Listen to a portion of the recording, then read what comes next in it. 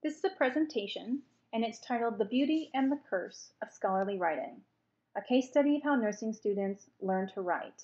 It is co-presented by Susan Chaudroir, Anita Liao, and Sarah McCracken, all of the University of Alberta, and it was given at the National Conference of Nursing Educators, and the organization was called the Canadian Association of Schools of Nursing. It was in Vancouver, British Columbia on June 24th, 2013. I'll begin by introducing myself and my co-presenters. First of all, I am Susan Chaudroir. I am not a nurse educator. I'm actually a doctoral candidate in the Faculty of Nursing, and I'm conducting a disciplinary case study in baccalaureate nursing because I have an interest in teaching and learning with writing assignments, especially in the professional disciplines. And co-presenting with me today is Anita Liao. Anita was a third-year student who participated in the study, and now she's a fourth-year student, and her interests are in primary health care and transcultural nursing. Another participant in the study and co-presenter with us today is Sarah McCracken. She is a nursing educator who unfortunately can't be with us here in Vancouver, but she's been very instrumental in contributing to our understanding of teaching and writing in baccalaureate nursing education. I'll start by sharing the research question with you, and the research question for this study is, how do nursing undergraduates learn the writing assignments that they're asked to write across the nursing curriculum? The focus for my research has been on the social processes of teaching and learning. So that's been a central focus, just to understand what it is that I've been focusing in on. And the genre that we're going to talk to you about today is the genre of the scholarly essay. One of the reasons that we conducted this study is we, first of all, know very little about post-secondary teaching and learning, especially in professional contexts, and we don't really understand teaching and learning in the professional disciplines across those 4 years. Pertinent to the Faculty of Nursing or the discipline of nursing is that we certainly do not understand how scholarly writing enables or constrains the students' professional development as well as their personal and intellectual development as they progress or advance across the years from year 1 to year 2 to year 3 to year 4. So it's given us some insight, especially in a case study context, about how or why the scholarly essay can enable and constrain this kind of development. So when I wanted to learn a bit more about teaching and learning the scholarly essay in nursing, I turned to literature, specifically in professional development, drawing from educational psychology. I also turned to literature on contextualized pedagogies, specifically pedagogies that focused on classroom learning, situated learning, and also approaches that were there's a high uptake in nursing education, specifically in things like writing to learn strategies, writing to learn approaches to integrating writing into learning, and writing across the curriculum. I also turned to literature on writing assignments in nursing. So those have all been very informative to my case study. I also wanted to share with you 3 other sources that have been very instrumental in informing how I've gone about conducting this case study. And I wanted to share them with you because they're reliably researched and they may help you as a nursing educator or even a nursing student because you do so much teaching and learning with writing. The first one is by Ed White, and it's titled Assigning, Responding, and Evaluating. Student Writing, a Teacher's Guide to Writing. Ed White informed my case study with better understanding the kinds of questions that students would ask as well about their writing assignments, as well as the kinds of, if you will, challenges that teachers will face in integrating or using writing with the learning across the curriculum. Another book is by John Bean called Engaging Ideas. It's a professor's guide to integrating writing critical thinking into the active learning classroom. John takes on a rhetorical approach to teaching and learning, meaning he articulates well how to understand the purpose and audience for the assignments that students are writing for. And I also wanted to share with you a book by Mary Ellen Weimer called The Learner-Centered Teaching. And Learner-Centered Teaching is a book that I turn to because this particular case study, the baccalaureate program utilizes this particular approach, and it provided me with some theoretical frameworks to better understand how they go about teaching and learning with writing for this case study. So those are good resources for you if you want to look those up. So to share with you my case study methodology, the case study methodology that I turned to was very interdisciplinary in nature. When I was able to get the approval from my university ethics, I put out a call for volunteers for the study, and I had 31 respondents, 25 nursing students, and 6 instructors. And I just incorporated an institutional ethnography, which is quite common in nursing and nursing education, which means I had an opportunity to go in and do some classroom observations. I conducted semi-structured interviews. I got to do a focus group, observe a peer writing session, which was very interesting. And I did a textual analysis of all the writing assignment documents, such as the syllabus and the writing instructions. And when it came to analyzing the documents and the interview transcripts, I just turned to Kim Neuendorf's protocol for a content analysis. So now let's turn to the good stuff, which is the findings. And the findings actually were very interesting, if not somewhat surprising. We thought by conducting the study that we might better understand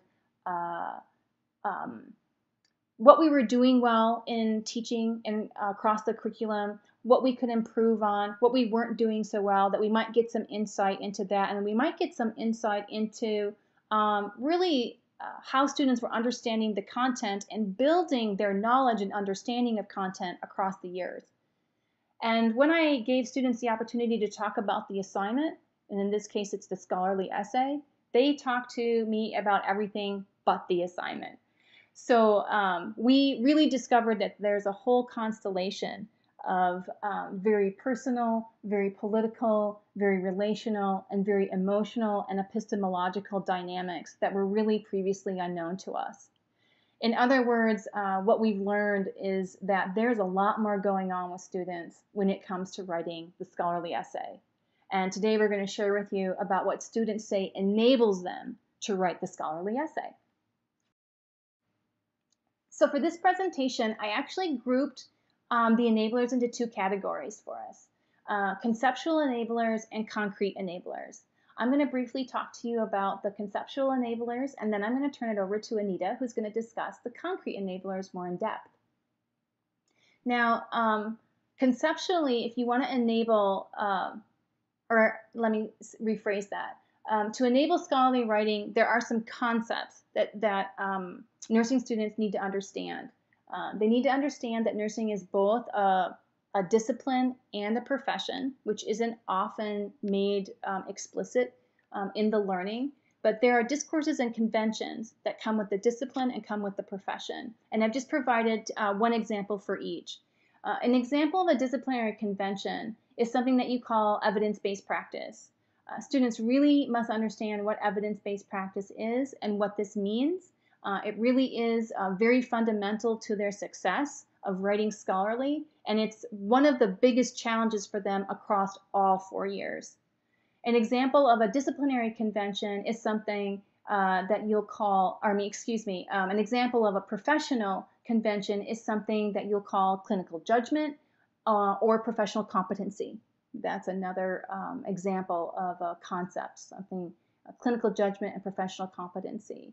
Students really claim to understand professional discourse better than they do disciplinary discourse, but it also was very fundamental to their success of learning how to write the scholarly essay.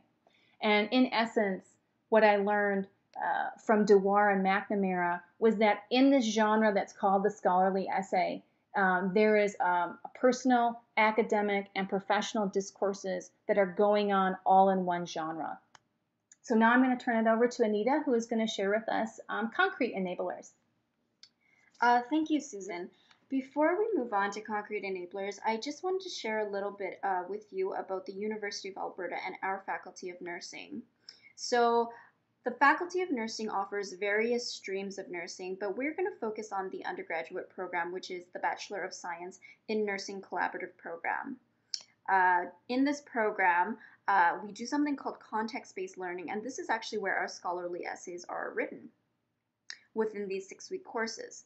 My role in all of this is that I am both a student in this collaborative program and I am a participant in Susan's research study. So let's move on to concrete enablers. So the concrete enablers actually differed between the lower and the upper years. In the lower years, these are years 1 and 2, and the upper years are years 3 and 4. So if we start in the upper left quadrant of this table, you'll see that there were many enablers identified, but we wanted to share the ones that we found were the most important to us. So understanding APA formatting and style, and how to read academic journals and professional documents such as the CNA Code of Ethics and Standards of Practice, these were actually identified as foundational for our building capacity to learning to write the scholarly essay in our lower years. These were considered the greatest challenges in years 1 and 2. So, in order to build our capacity, writing supports for APA formatting and integrating sources into writing became a critical enabler to learning in our lower years. Looking at the upper right quadrant now, you'll see that what enabled us to writing the scholarly essay has now changed. So things like APA formatting, forming theses, and integrating academic and professional resources, well, these are no longer considered priorities for our concern. In our upper years, we're starting to enter our preceptorship, and this is going to most likely be in a field of our intended specialty or practice. So we want to know, how does this scholarly essay relate to our preceptorship and in our future workplace? So therefore, being able to communicate the relevance of the assignment in the context of professional practice, this actually becomes the primary enabler in writing in our upper years. We're going to focus on the lower quadrant now, and you'll see that there are 2 enablers that remain constant across all of the years. And so the first one is understanding definitions. For instance, what is the definition of scholarly? What does a primary research article mean? What my peers and I reported were that there were at least 5 or 6 different definitions for these terms. The second one was understanding the purpose of the assignments. So simply by stating the purpose of the assignment to us, this actually allows us to see the relevance of writing in context.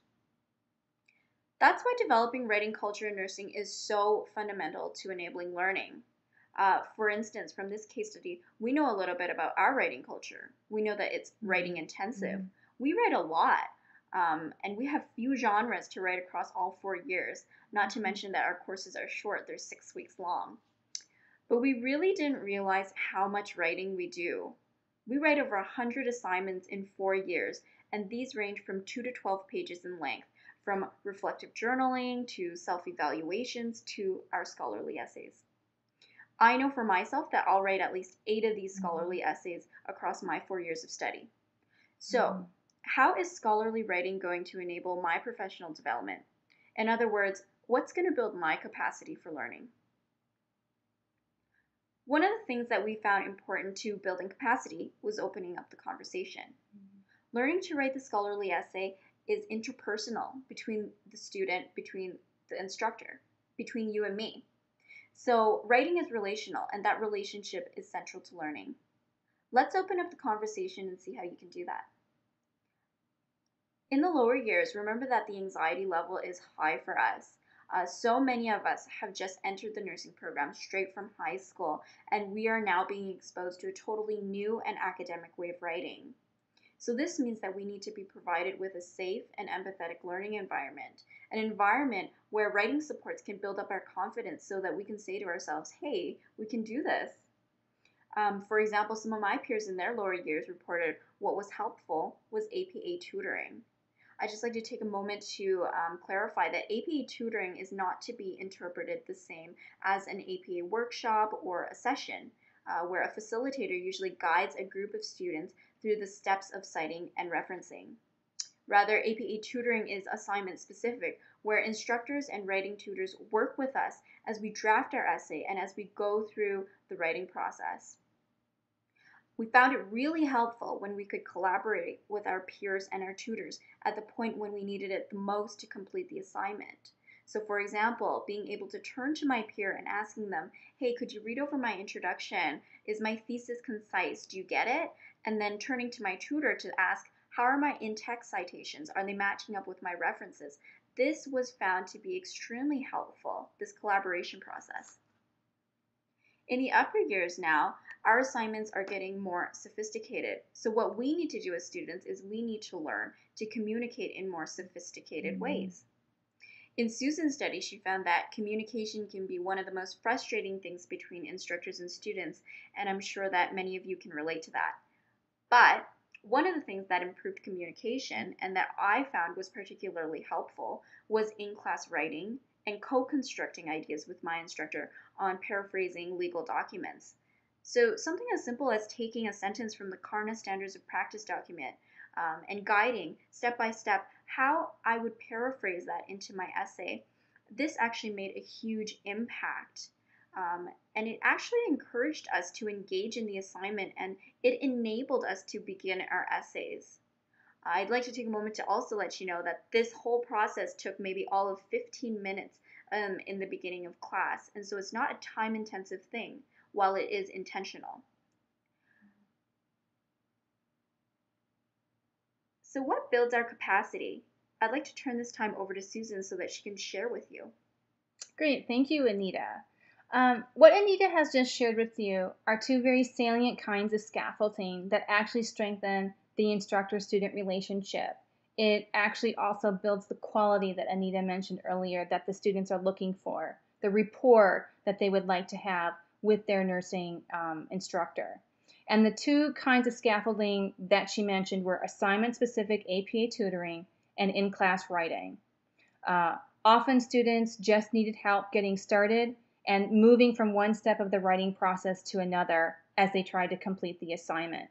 I'm going to speak on behalf of instructors like Sarah, right now one of the other co-presenters who you saw earlier in the photo with Anita and I. Sarah has mentioned that really creating these kinds of scaffolding actually does open up the conversation. But it does more than that. It also opens up the dimensions of academic, disciplinary, and professional discourse in the classroom. So it allows students not just to learn the content, but to take up what does evidence-based practice look like? What does clinical judgment look like through these genres? In other words, through integrating writing into their learning. I wanted to share with you that there are some labels for this kind of scaffolding. The first one is called structured informality. I wanted to share with you research by Werder and Otis. They said that this kind of scaffolding called structured informality, it's really just where teachers talk with students informally, but in structured contexts. And Werder and Otis suggested that traditional academic structures usually do not create the space for this kind of conversation, which I'm sure we can all relate to as educators. I know that I can as a teacher. So it's really important to try to build a sense of community that meets students' intellectual and emotional needs.